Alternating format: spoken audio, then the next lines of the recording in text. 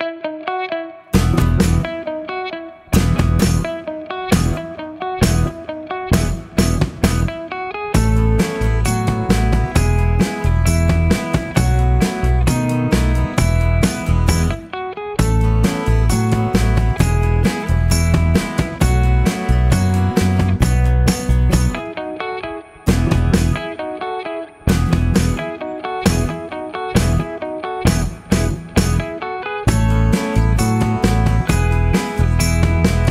আলাইকুম। আমার চোখ ইন্দ্রিয় শক্তির জোরে বুঝতে পারে কোনটি গ্রাম আর কোনটি শহর। এই কথাটি কেন বললাম? আমি মাঝে মাঝে বুঝতে পারি না আসলে এটা গ্রাম না শহর। আধুনিকতার ছোঁয়ায়, ইলেকট্রিসিটির ছোঁয়ায় গ্রামের সেই নৈশব্দ ভেঙে গেছে।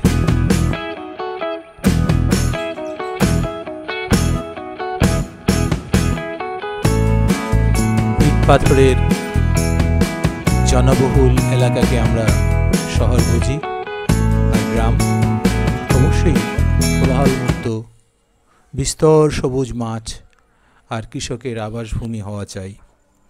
চাই ঘর গৃহস্থালী আর গৃহপালিত পশু পাখি সহ নিম্ন বা নিম্ন মধ্যবিত্ত কৃষকের আবাস। সকালের সূর্য উঠে সবুজের মাথায় আবার অস্ত যায় কর্মক্লান্ত কৃষকের ঘরে ফেরার মধ্যে দিয়ে। সে অর্থে গ্রাম হওয়া উচিত। বিশ্বে এখন উন্নয়নের জোয়ার বইছে, তাই গ্রামের চেহারায়ও ভিন্নতা এসে গেছে। বিশেষ করে আমাদের দেশের গ্রামগুলোর ঐতিহ্যে আঘাত হেনেছে আধুনিকতা। কৃষকের ঘর বাড়ি এমনকি পেশারও পরিবর্তন ঘটিয়ে ফেলেছে। কিন্তু গ্রামের মাটি কিন্তু পরিবর্তন হয়নি। গ্রামের মাটির সোদা গন্ধ এখনও কিছুটা টিকে আছে। এখনও শহরের মাটির চেয়ে গ্রামের মাটি নরম, কালো, কুচকুচে, উর্বর। মাটি টিকে আছে একমাত্র গ্রামের সংজ্ঞা নিয়ে, অর্থাৎ তার উর্বর শক্তি ফসল, মাঠ, বাগান সবুজ করে রেখেছে।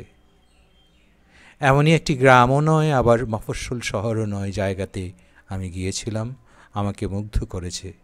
তার নাম হলো গোয়ালদি। এই গ্রামটি সোনারগাঁয়ের পুরনো দিনের পরিত্যক্ত জমিদারদের নগরীতে যেতে হাতের বায়ে ঢুকে পশ্চিমের দিকে রাস্তা ধরতে হয় আধা কিলো।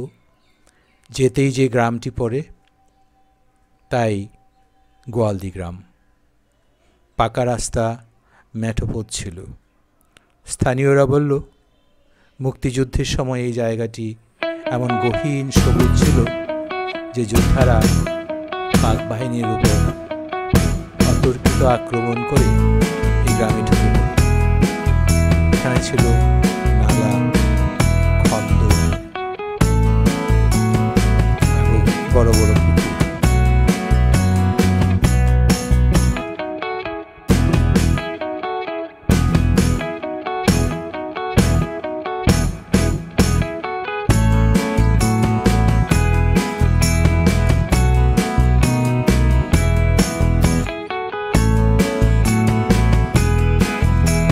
গ্রামে নালা, খাল, পুকুরে ভরা, সবগুলোতে পানি নেই। আর আছে পুকুরের পাড়গুলোতে সার সার লিচু গাছ। ছায়ের মধ্যে লিচু গাছ এত সবুজ আর জোরালো হতে পারে আমি ভাবতেও পারি না। হেইংবন ইটের রাস্তা ধরে আমি একটি বাগানে ঢুকলাম। অদ্ভুত সবুজের মধ্যে দাঁড়িয়ে আছে সবুজের গোলা শরীরে। আসলে লিচুর বাড়ি সোনারগাঁ বলা যেতে পারে। গোয়ালদি গ্রামের এক বাসিন্দার সাথে কথা হলো। তিনি বললেন, 3 বছরের এই গাছটিতে গেছে বছর লিচু ছিল প্রায় 1000। আমি শুনে বিস্মিত হলাম। বিভিন্ন ফলের গাছে সবুজের ঘন ঘন ছোপ লেগে আছে। নীরব গ্রামগুলোতে যদি অনেক ফসলি জমি থাকতো, তবে গ্রামের এই অদ্ভুত চেহারাটি কেউ ভুলতে পারতেন না। আপনারা আসুন, দেখে যান, সত্যি খুব সুন্দর গ্রাম গোয়ালদি।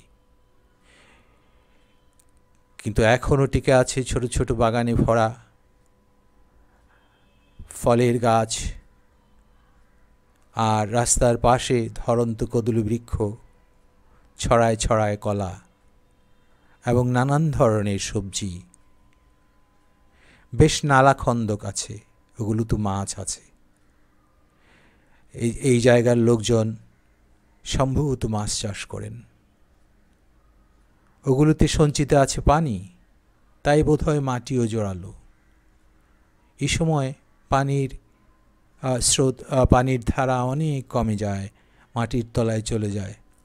আর এখানে এখনও পানি দেখলাম, সবজি ধরে আছে অনেক। রাস্তার পাশেই দেখলাম পেঁপে, ধুন্দুল, বেগুন ইত্যাদি। তাল গাছের মাথায় দেখলাম ধুন্দুল ঝুলে আছে। কি সুন্দর এক দৃশ্য! এই সুন্দর গ্রামটি আধুনিকতার কিছু ছোঁয়া লেগে মলিন হয়ে গেছে। রাস্তার উপর নূতন ডুপ্লেক্স, ভিলা টাইপের কিছু আধুনিক বাড়ি গ্রামের সৌন্দর্যকে আমার মনে হয় অনেকখানি নষ্টই করে দিয়েছে। তবু সবুজ লিচুর অরণ্য আমাকে মুগ্ধ করে দিয়েছে। আপনারা যদি দেখতে চান, দেখে আসতে পারেন। ওখানে গেলে কানটা ঠান্ডা হয়ে যায়, চোখটা বিশ্রাম পায়, চোখের পর্দায় শুধু সবুজ আর সবুজ থাকে। যন্ত্রের শব্দ থেকে কিছুক্ষণ নির্বাসন থাকতে পারবেন, ভালো থাকবেন। কারণ আমাদের চোখ অনেক দিন সবুজ দেখেনি। আমরা শহরে থাকতে থাকতে সবুজকে ভুলে গেছি, নিস্তব্ধতাকে ভুলে গেছি। আমরা শুধু অস্থির সময়ের পেছনে দৌড়াচ্ছি। গ্রামে আসুন, দেখুন লম্বা সূর্য কিরণ আপনাকে সূর্যের আলোয় আলোয় ভরে দিবে প্রাণটাকে।